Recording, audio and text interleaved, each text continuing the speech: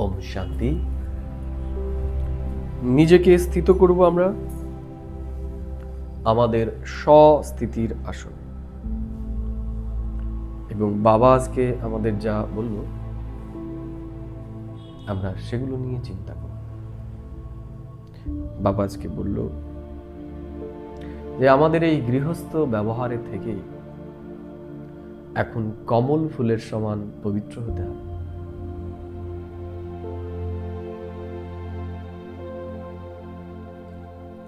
এক বাবার মত এবং বাবার ডাইরেকশন অনুসারে এখন আমাদের চলতে হবে। আমরা যেন মনমত এবং পরমতে না চলি। বাবা বললেন, কোন বাচ্চাদের মায়া জোরে থাপ্পড় লাগায়, আর আমাদের সব থেকে বড় মঞ্জিল কি?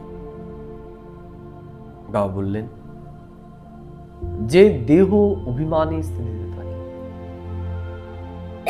মায়া তাকেই থাপ্পড় লাগায়।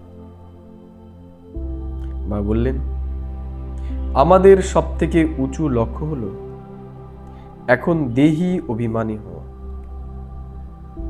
এই দেহের ভান থেকে, দেহের বিকর্ম থেকে নিজেকে মুক্ত করা।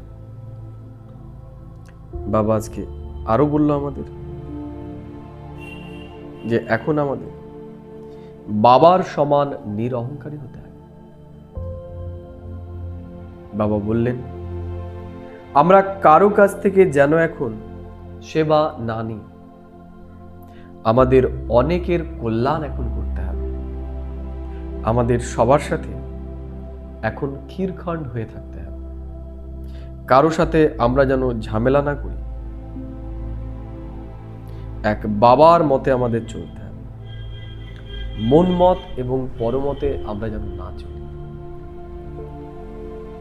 বাবা বললেন, সবার মান যদি আমাদেরকে প্রাপ্ত করতে হয়, তবে এখন আমাদের নির্মাণচিত হতে হবে। যার ভেতরে নির্মাণতা থাকবে সেই মহান আত্মা হতে পারে। বাবা আজকে বরদানে বলল, এক সেকেন্ডে এই দেহরূপী চোলা বা পোশাক থেকে আমাদের মুক্ত হতে হবে। আমাদের কর্মভোগের উপর বিজয়ী হতে হবে। তাহলেই আমরা সর্বশক্তি সম্পন্ন হতে পারব।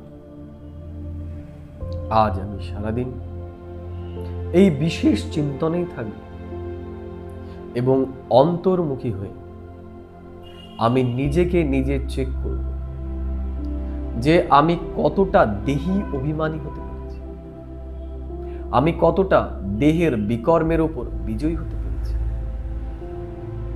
এবং আমি এর আধারে আমার ভাগ্যকে শ্রেষ্ঠ বানাবো। ওম শান্তি, ওম শান্তি, ওম শান্তি।